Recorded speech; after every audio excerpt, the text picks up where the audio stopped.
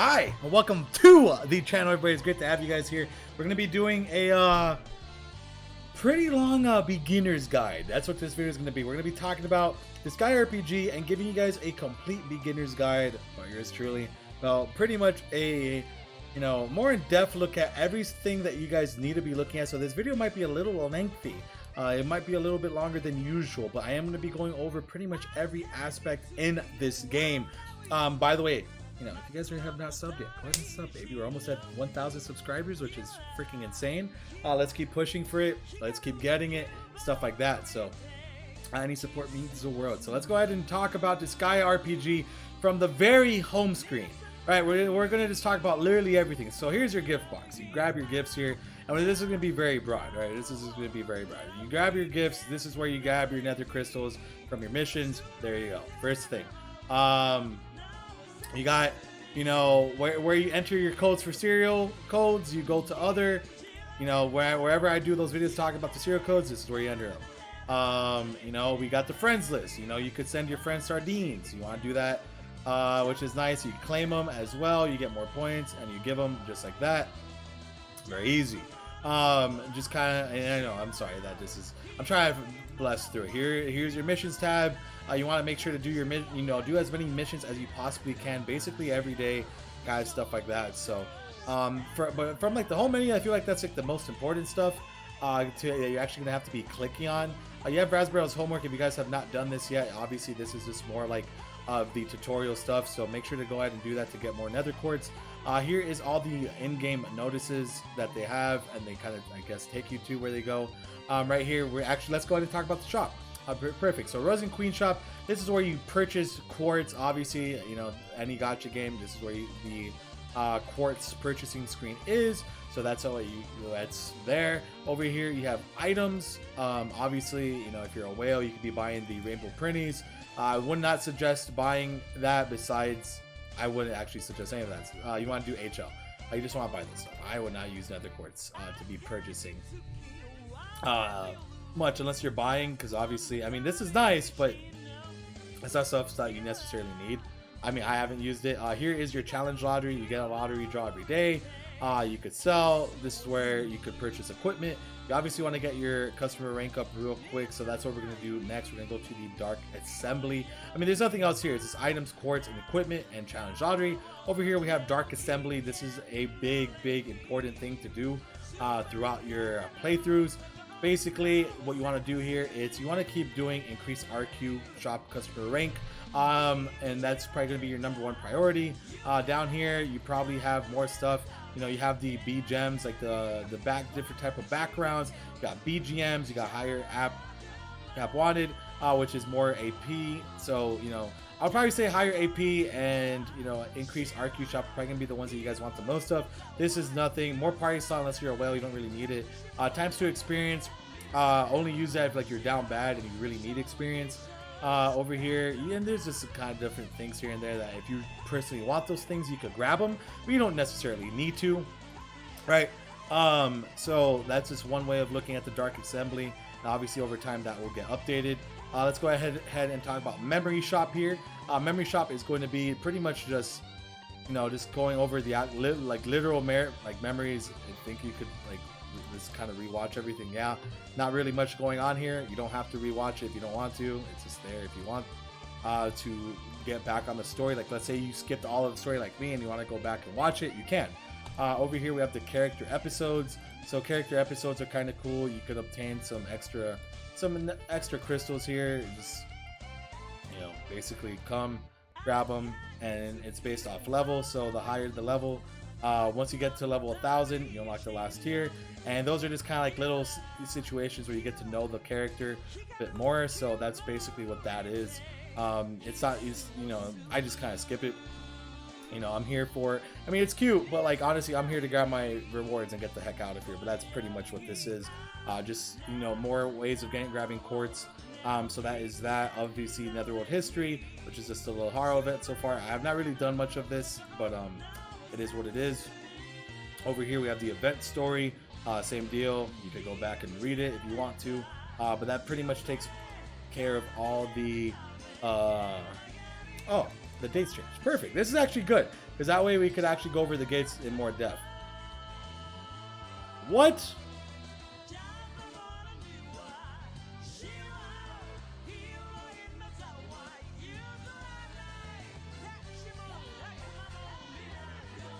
Anytime.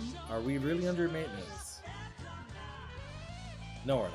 I was like, dude, are we doing this right now during a freaking beginner's video? Funny enough, right? Very fun. All right, well, this is just absolutely crapping out. Okay, here we go. I can't believe we're getting the logins. But yeah, perfect. Here's your login bonus. Your logins every day, you know, make sure to log in. Especially right now, you're getting a ton of free stuff. You know, your main login bonus, the gals talk to you, kind of hype you up a bit here. Some dark skip tickets. And then obviously here's the notice of, like, usually when you log in, it'll show you the notice. This is perfect. This is actually perfect. So any notices that they have in game will pop up. And then obviously when you want to collect your stuff, you just come over here and literally collect everything that you want. So that's pretty much it. I'm glad. Now I'm able to show you guys every aspect of the freaking game. So that's very poggers. So let's go back to facilities. We went over everything in the memory shop. Here's the data shop. In the data shop, just kind of shows you characters. Yeah, it's just illustrations and current records and kind of stuff like that. So we played for 6 days, max level 504, max damage dealt 110 million. So it's just kind of like, just shows you like your records and stuff. Obviously, you got character illustrations. It goes over all the units that you currently have. So that's pretty poggers, right? Pretty cool, pretty cool. You know, you got equipment illustrations, which is awesome too. So it's just a little data spot. It's nothing that you need to sit there for 25 minutes looking at. But let's go ahead and look at another hospital.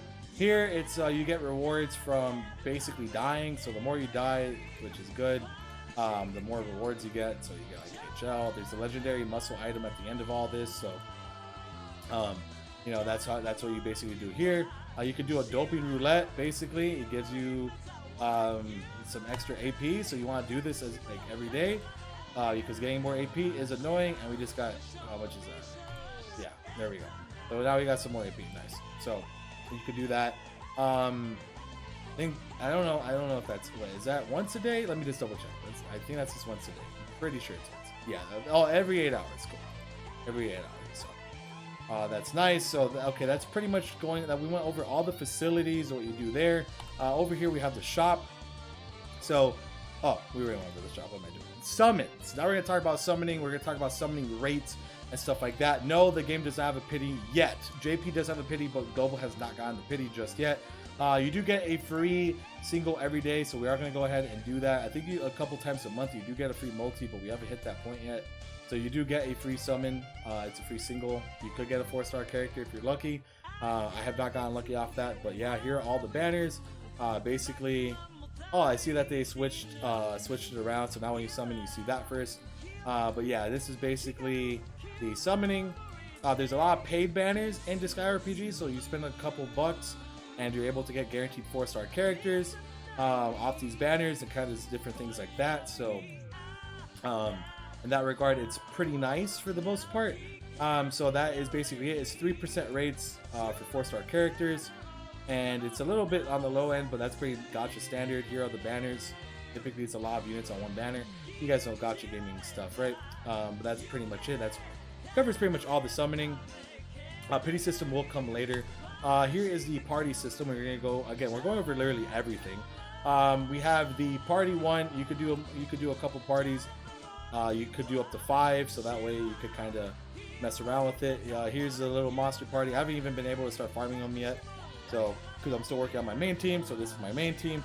If I want to, move anybody around, how we do that, just kind of, like if I just want to be crazy and move stuff around, you can do it like that. So, that's just one way of doing it, which is pretty nice. These are all the units, so you could literally put any unit up there. Those are all my printies. Basically, what you should be doing with printies is putting them all together, making their star rank higher, so that way you can make your 4-star characters become 5 and 6-star characters, so that way they get more power. If you guys were wondering what to do with the printies, which that might be a separate video anyways, honestly. So that's basically how that's going to work, and how I feel like the printies are intended to be, which that might be a separate video actually when I think about it. Let's go ahead and pick up these rewards. But yeah, that's the party system. Team building, you just want to kind of get your abilities kind of set up. Team building for me is still a little like on the rough end of explanations, I have like the beginner way. You kind of want like your units to kind of just be very familiar with each other, and they link up fairly well. But again, the team building is something that you really have to like look into the game for. By the way, here is a equipment list, so you can see all your equipment. Over here, you have your innocent list, so you can see all the innocents that you've collected from, you know, from being crazy in the item world, which, you know, you have a couple there, which is more buffs for your item, which is great. Here you have your character list. So your character list, again, you can just kind of look at all your characters. You could emote and sell them if you want to, kind of stuff like that. Don't really suggest it yet, but obviously if you want to do that, you do that. So we went pretty much over all of these things. You know, this is a stronghold. Again, we went over pretty much all the menus. Let's go into the actual dimension gate where you're going to be spending most of your time at. So looking at the dimension gate, you're going to be, you know, given quite a few spots, right? You're going to be in a few spots. We have something called, I haven't actually looked too much into Conquest Battle, but you have to be chapter 5 to unlock that. So once I actually play through that, I will make a video on it, obviously. So you want to spend most of your time in the event because the event is going to take a while. But again, I do understand that it's going to be kind of hard to get through it, to get, you know, get your characters. But obviously, basically how events work, you want to exchange for the character, so that way you can get her max stooped out and she gets all her you know, abilities and her passive skills, so stuff like that. So, you know, definitely they have all her copies here. It's very expensive to get it, I'm not gonna lie. The copies are low-key expensive, trust me, I know. I actually, I could buy her third one right here, so we're gonna go ahead and buy her third. Oh, and let me show you how what you guys do with Duke. So we're gonna go back to, well, we actually never did Mao's Lab, so let's go to Mao's Lab now. And show you guys what Mao's Lab is before we do anything else. I apologize, I totally skipped through Mao's Lab. So Mao's Lab, you could reincarnate your units. Basically, you need a lot of these materials, which I'll show you where to get those as well. Over here you have Awaken. This is where I was talking about the printies. So, you know, I would put all the printies together and try to gain their stars up as high as I can, so that way I could feed it into a stronger version up here. Basically, and you know, like right here I have another 3-star, so I need to get him more 3-stars, so that way I could get him to 4 and 5, and then that way I could give it to Loharo and make this Loharo 5-star or make him 6-star, and kind of just do that, right? So over here we have any power up. So this is where we're gonna go to power our gal up. So you're gonna go ahead and click this. So now we're gonna get all stats except speed plus 10%. So she's gonna be getting a buff here, obviously. So now her stats are gonna go up, which is fantastic, which is great. So now she's going to be stronger than she was before. So that's what you do with your dupes. I highly recommend, you know, before selling or awakening, make sure that you have each character, you know, at least one copy with all their dupes in them. Because again, having that extra percentages definitely comes in clutch. Like, you definitely want to go, and it's very, very clutch. So obviously here you have allocate mana. You know, the more, okay, actually we'll go over reincarnation first. So again, to reincarnate, basically what happens is once you reincarnate, you get mana points, and then once you get the mana points, you go to the units and you're able to kind of go ahead and give them more, you know, more stat boosts. And obviously I've been building her up more int because I definitely wanted to have more magic, so we're gonna go ahead and do that, and we can actually do that twice. So we just went ahead and did that right there. So she just got 2 big buffs. She's already at level 10 with her staff, so that way now she's going to be even stronger with her magical spells. So that's why I judged for Loharo. I've been building up with attack because I want his attack to be higher. So that's basically how you work with that. WM, basically just kind of seeing it, but that's what ability cheats are. There is mana potions. I haven't gotten one yet. I don't think anyone has, so that's just one thing to look at, right? So again, that goes, you know, reincarnation, get your stars up with the awaken, power up is for dupes, and allocate mana is for extra chats, which is basically the cheat shop. So that's pretty much Mouse Shop in a nutshell. I might make a separate video talking about Mouse Shop, you know, in general, like reincarnate, awaken, you know, power up, allocate mana separately, because again, I think having guides for everything is on the channel is going to be very good for specific things, but I want to have like one beginner's guide with literally all of it, right? And that's kind of what we're going to be shooting for here. So again, let's go back to the dimension gate, we talked about the event a bit already. So you want to go in there, grab as much dupes as you can of the free unit, because again, free unit is going to be very good. She's obviously very strong. She gives speed, a whole bunch of other stuff. So let's go ahead and grab more event points right there, which is poggers.